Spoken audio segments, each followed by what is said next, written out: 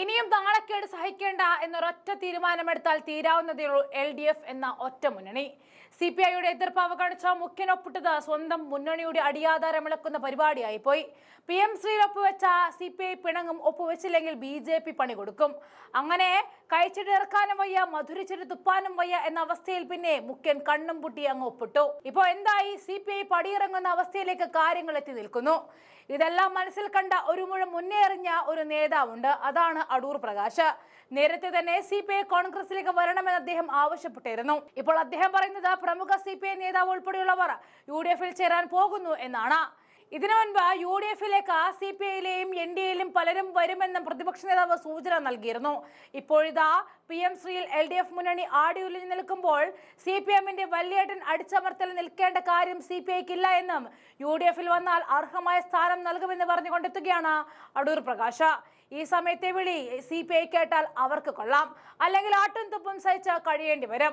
CPI-യിൽ ഇപ്പോൾ ഒരു വിള്ളലുണ്ട്. വേദനകൾ കടിച്ചമർത്തി പ്രശ്നമൊന്നും ഇല്ല എന്ന് നാളെ CPI പറയും. പക്ഷേ അകൽച്ച ഉണ്ടായിക്കഴിഞ്ഞു. അധികം താമസിയാതെ തന്നെ ഒരു ശുഭവാർത്ത നമുക്ക് പ്രതീക്ഷിക്കാം. ഇന്ന് തന്നെ അതിന് അവസരം ഒരുങ്ങുമെന്നാണ് അടൂർ പ്രകാശ് സൂചന നൽകുന്നത്. എന്നെയും KPCC പ്രസിഡന്റിനെയും ഇന്ന് തന്നെ കാണുമെന്നാണ് പ്രതീക്ഷിക്കുന്നതെന്നും CPI-യിലെ വിള്ളൽ തുടങ്ങിയത് PM ശ്രീ വിഷയത്തിലല്ല എന്നും, എന്നാൽ PM ശ്രീ വിഷയത്തിൽ കൂടി വിള്ളൽ ഉണ്ടായാൽ അത് CPI-ക്ക് താങ്ങാനുള്ള ശക്തി ഉണ്ടാകില്ല എന്നും അടൂർ പ്രകാശ് കൂട്ടിച്ചേർത്തു. അദ്ദേഹത്തിന്റെ വീഡിയോ ദൃശ്യങ്ങളിലേക്ക് പോകാം. ഞാൻ ക്ഷണിച്ചല്ലോ, ഇപ്പോഴല്ലല്ലോ. നിങ്ങൾ ഉദ്ദേശിക്കുന്ന പോലെ ഞാൻ UDF-ന്റെ കൺവീനറായ നാൾ മുതൽ ഞാൻ ഒരു അഭിപ്രായം തുറന്നു പറഞ്ഞിട്ടുണ്ട്. ആ അഭിപ്രായം തുറന്നു പറഞ്ഞത് CPI ഉൾപ്പെടെയുള്ള രാഷ്ട്രീയ പ്രസ്ഥാനങ്ങൾ UDF-ലേക്ക് വരണം എന്ന് ഞാൻ അവരെ സ്വാഗതം ചെയ്തതാണ്. അപ്പോൾ UDF-ലേക്ക് വരണം എന്ന് ഞാൻ പറയുമ്പോൾ പഴയ കാര്യങ്ങൾ കൂടി ചിന്തിച്ചുകൊണ്ടായിരിക്കണം വരേണ്ടത്. ശ്രീ അച്യുതമേനോൻ കേരളത്തിൻ്റെ മുഖ്യമന്ത്രിയാകാൻ അവസരമൊരുക്കിയത് അന്ന് UDF സംവിധാനത്തിലൂടെയാണ് എന്ന കാര്യം ഓർക്കണം എന്ന് ഞാൻ അവരെ ഓർമ്മിപ്പിക്കുകയുണ്ടായി. ഇന്നിപ്പോൾ CPI-യുടെ പ്രധാനപ്പെട്ട പല ആളുകളും, നിരവധി ആളുകൾ എന്നെ ബന്ധപ്പെടുന്നുണ്ട്.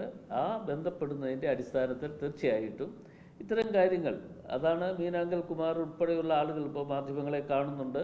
അവരെ തിരിച്ച് ഇവിടേക്ക് വരും എന്ന് തന്നെ ഞാൻ പ്രതീക്ഷിക്കുകയാണ്. അവർ വന്നാൽ ഞങ്ങൾ സ്വാഗതം ചെയ്യും തീർച്ചയായിട്ടും. അല്ല ഞങ്ങൾ പലവട്ടം കാണുന്നുണ്ടല്ലോ. ഇത് ഇന്നലെ തുടങ്ങിയല്ല. നിങ്ങളിത് പറഞ്ഞ് നിങ്ങൾക്കിതൊരു പുതിയ വാർത്തയാണെങ്കിൽ ഞങ്ങളിത് CPI-യുമായുള്ള ചർച്ചകളും മറ്റും പല രീതിയിലും പലവട്ടം നടന്നിട്ടുള്ളതാണ്. ആ ചർച്ചകളുടെ അടിസ്ഥാനത്തിൽ അവർ ഇത് കഴിഞ്ഞതിന് ശേഷം ഇവിടേക്ക് വരും എന്ന് തന്നെ പ്രതീക്ഷിക്കുകയാണ്. മറ്റൊരു കാര്യം, തിരുവനന്തപുരത്തിനും പുതിയ DCC അധ്യക്ഷനുണ്ടാകും. ശക്തൻ രാജി സമർപ്പിച്ചു, DCC വൈസ് പ്രസിഡന്റ് ആകുമെന്നുള്ള വിവരം പുറത്തേക്ക് വന്നു. പുതിയൊരു ശരത് പ്രസാദിലേക്ക് പോവുകയാണ്, ശരത് പ്രസാദിലേക്ക് പോവുകയാണ്. അത്തരം കാര്യങ്ങൾ നിങ്ങൾ KPCC പ്രസിഡന്റുമായിട്ട് സംസാരിക്കുക. ഞാൻ UDF-ന്റെ കൺവീനറാണ്. KPCC പ്രസിഡന്റ് താഴെ വന്നിട്ടുണ്ടോ എന്ന് എനിക്കറിയില്ല. അല്ല അത് വേണം. അത് ഞാൻ അല്ല പറയേണ്ടത്. DCC-യുടെ കാര്യങ്ങളും അതുപോലെയുള്ള കാര്യങ്ങളും മറ്റും പറയേണ്ടത് KPCC അധ്യക്ഷനാണ്. അദ്ദേഹം വന്നിട്ടുണ്ടെങ്കിൽ നിങ്ങൾ അദ്ദേഹത്തെ കൂടി കാണുക.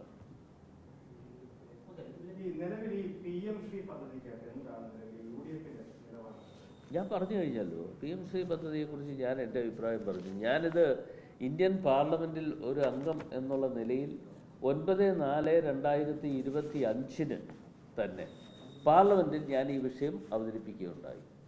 ആ അവതരിപ്പിച്ചതിൻ്റെ അടിസ്ഥാനത്തിൽ എനിക്ക് ഒരു മറുപടി കേന്ദ്രമന്ത്രി ജൂൺ മാസം 2025 ജൂൺ മാസം 5-ാം തീയതി ജയന്ത് ചൗധരി എന്ന് പറയുന്ന സ്റ്റേറ്റ് മിനിസ്റ്റർ എനിക്ക് ഒരു മറുപടി തന്നിട്ടുണ്ട്. ആ മറുപടിയിൽ പറഞ്ഞിട്ടുള്ള കാര്യങ്ങൾ നേരത്തെ ഞാനിവിടെ സൂചിപ്പിച്ചതാണ്. അവരെ പറഞ്ഞിട്ടുള്ള കാര്യങ്ങളെന്ന് പറയുന്നത് 15/9/2022, 28/9/2022, 19/12/2022, 6/2/2023, 13/3/2023, 9/10/2023, 23/2/2024, 7/3/2024. ഇത്രയും ഈ ദിവസങ്ങളിലൊക്കെ തന്നെ കേന്ദ്രത്തിൽ നിന്നും ഇവിടേക്ക് കത്ത് വന്നിട്ടുണ്ട്.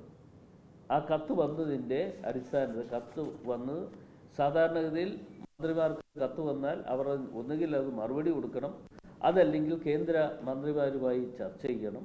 ആ ചർച്ചകൾ നടത്താതിരുന്നു എന്നുള്ളതിൻ്റെ അടിസ്ഥാനത്തിലാണ് ഈ PM ശ്രീ പദ്ധതിയുമായി ഫണ്ട് കൊടുക്കാൻ കഴിയാതെ പോയിട്ടുള്ളത് എന്ന് ഉള്ളൊരു മറുപടിയാണ് എനിക്ക് നൽകിയിട്ടുള്ളത്. എനിക്ക് നൽകുക എന്ന് പറയുമ്പോൾ ഞാനിന്ന് അവതരിപ്പിക്കുന്ന സമയത്ത് അന്ന് ഏതാണ്ട് 859 കോടി രൂപ കേരളത്തിന് കുടിശ്ശിക ഉണ്ട് എന്ന് പറഞ്ഞുകൊണ്ടാണ് ഞാനിന്ന് അവതരിപ്പിച്ചത്. അതിനുശേഷം ഉള്ള നാടുകളിലും വീണ്ടും വർദ്ധിച്ചു വന്നതനുസരിച്ച് ഇപ്പോൾ ഏതാണ്ട് 1600 കോടി രൂപയോളം കേരളത്തിന് അർഹതപ്പെട്ടതാണ്. അതാരുടെ ഔദാര്യമല്ല, ഔദാര്യത്തോടു കൂടി കിട്ടുന്നതല്ല. അത്തരം കാര്യങ്ങൾ ഒക്കെ തന്നെ നേരത്തെ തന്നെ ഞാൻ അവതരിപ്പിച്ചതാണ്. പാർലമെൻറ്റിൽ അവതരിപ്പിച്ചു, അതിനുള്ള മറുപടി കിട്ടിയിട്ടുണ്ട്. ആ മറുപടിയുടെ അടിസ്ഥാനത്തിലാണ് ഞാൻ ഈ കാര്യങ്ങൾ പ്രതികരിക്കുന്നത്. ഇല്ല, ഞാൻ അദ്ദേഹത്തെ കണ്ടില്ല. കാണാൻ തയ്യാറാണ്. അദ്ദേഹം തയ്യാറാണെങ്കിൽ ഞാൻ തയ്യാറാണ്. അല്ല, കണ്ടില്ല എന്ന് ഞാൻ പറയുന്നില്ല. ഞങ്ങൾ യാത്രാ മധ്യത്തിൽ വെച്ച് പല ഇടങ്ങളിലും വെച്ച് കണ്ടിട്ടുണ്ട്. കണ്ടില്ല എന്ന് ഞാൻ പറയുന്നത് തെറ്റാണ്. അല്ല, ഞങ്ങൾ മുന്നണി ചർച്ചയായി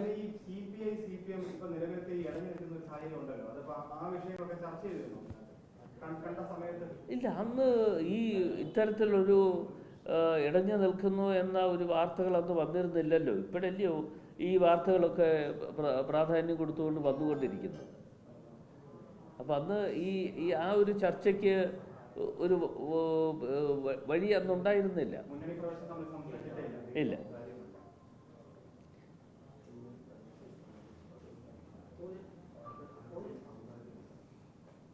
അല്ല, ഞാൻ ഒരു കാര്യം കൂടി പറയാം. മുന്നണി പ്രവേശം സംബന്ധിച്ച് ചർച്ച ചെയ്തിട്ടില്ല എന്ന് ഞാൻ പറഞ്ഞത് ബിനോയ് വിശ്വമായി ചർച്ച ചെയ്തിട്ടില്ലെന്നാണ്. അതേ വരാവൂ. അല്ലെങ്കിൽ പിന്നെ മറ്റ് പലതും വന്നു കളയും. ഈ ചാനലാകുമ്പോൾ ഞാനത് സൂക്ഷിച്ചു പറഞ്ഞില്ലെങ്കിൽ UDF കൺവീനർ എന്നുള്ള നിലയിൽ പറഞ്ഞ കാര്യങ്ങൾ ഇന്ന തരത്തിലാണ് എന്ന് ഏത് പല ആളുകളുമില്ലേ ഇതിനകത്തുള്ള ഈ അല്ല CPIയിലുള്ള. അപ്പം നിങ്ങൾക്ക് വലിയ കാലതാമസം ഇല്ലാതെ ഇന്ന് തന്നെ അറിയാൻ കഴിയും. അതിൻ്റെ പ്രധാനപ്പെട്ട പല ആളുകളും ഉള്ള ആളുകൾ വന്ന് കാണാൻ വരുമ്പോൾ ഒക്കെ നിങ്ങൾക്ക് മനസ്സിലാക്കാൻ പറ്റും.